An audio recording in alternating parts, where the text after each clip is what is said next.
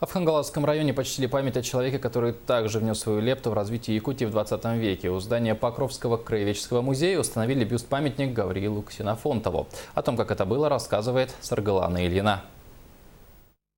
Гаврил Васильевич Ксенофонтов родился в селе Титары 4-го Можайгарского наслега западно-хангаласского улуса. Один из видных представителей передовой мысли начала 20 века. Он окончил Томский юридический факультет. Его научные труды «Эль-Ляяда», «Уранхай Сахалар» представляют собой значительный вклад в этнографию Якутии.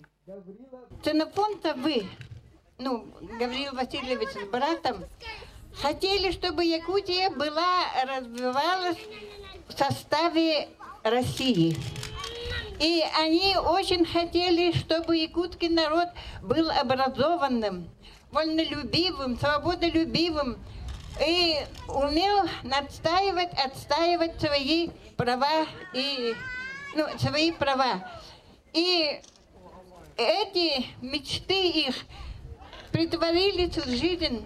Гаврил Ксенофонтов был расстрелян в 1938 году по якутскому делу вместе с Платоном Алексеевичем Аюнским, реабилитирован в 1957 году. Хангаласцы свято чтят память своего великого земляка. Благодаря ему и его соратникам мы сегодня живем в свободной республике, имеем все конституционные права. Каждый житель улуса должен знать имя своего героя. И работники музея организовали выставку о Гавриле Ксенофонтове с его подлинными вещами.